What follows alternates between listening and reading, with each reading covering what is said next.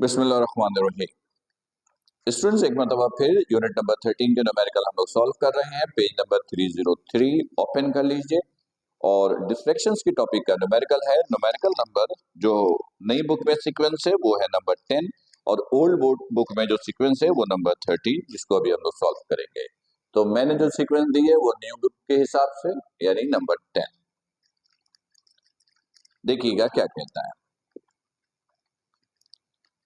A grating has exactly 8,000 lines uniformly spaced over 2.54 centimetre.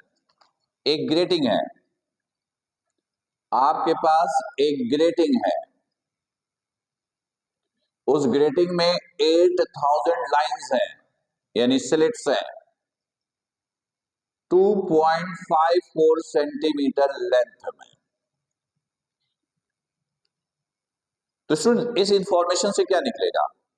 अगर diffraction grating का formula आपको याद हो तो वो ये था, d sine theta over M.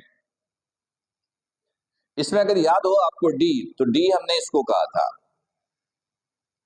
D हमने इसको कहा था, अगर आपको याद हो तो डी ये था, ये था डी, ये था डी, ये एक स्लिट्स की लेंथ को बोलते हैं डी, एक लाइंस की लेंथ को। तो कह रहा है कि इतने सेंटीमीटर में इतनी सारी लाइनें हैं। तो याद रखिएगा, इस इंफॉर्मेशन से आप डी निकालोगे और इसके जरिए आप डिस्टेंस को यानी लेंथ को डिवाइड कर दीजिएगा नंबर ऑफ लाइन से, नंबर ऑफ लाइन से। यानी ये एक स्लिट्स की लेंथ को निकालने के लिए आप क्या कीजिएगा कि जो भी टोटल लेंथ गिवन है इसको डिवाइड कर दीजिएगा नंबर ऑफ लाइन से। यानी ये देखिएगा 2.54 divided by number of lines कितनी है, 8,000। और याद रखिएगा यूनिट क्या लिखा है, सेंटीमीटर, तो इसका यूनिट भी सेंटीमीटर आया पहले। फिर इसको डिवाइड कर दीजिएगा, ये सेंटीमीटर में आएगा क्योंकि ये सेंटीमीटर है। फिर सेंटीमीटर को मीटर में लाने के लिए 100 से डिवाइड करते हैं। सेंटीमीटर को मीटर में लाने के लिए 100 से क्या करते हैं, डिवाइड। तो इसको 100 से डिवाइड कीजिएगा, 100 से डिवाइड करेंगे तो ये मीटर में आएगा, डिवाइड बाई 100। खैर वीडियो है, याद तो रहेगा, लिख भी दिया है। सेंटीमीटर को मीटर में लाने के लिए 100 से डिवाइड कीजिएगा, डिवाइड किया तो ये मीटर में आया। फिर क्या कह रहा है,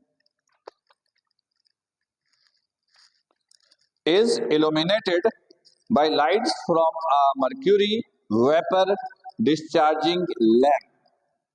यानी जो सारी कंडीशंस है ये कहां पे हो रही है उसके बारे में उसने बताया। ये दो फॉर्मेलिटीज हैं। फिर कहता है what is the expected angle.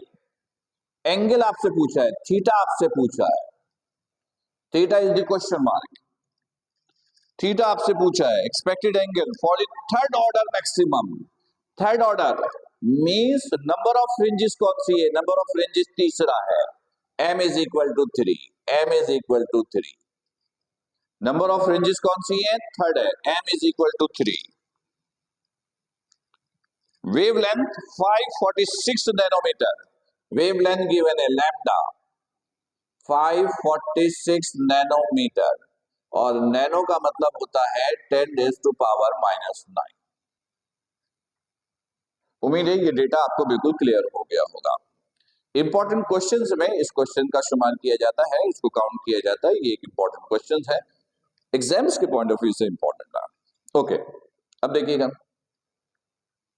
ये फॉर्मूला आपके पास, लैम्डा बराबर है d sine theta over m. हमें क्या चाहिए, थीटा। पहले फॉर्मूला अरेंज कर लीजिए, एम को इधर लाइए, डी साइन थीटा, फिर डी मल्टीप्लाई इधर ले आइए, दिस इज साइन थीटा। ये सारी वैल्यू पुट कीजिए, m is 3, lambda is this,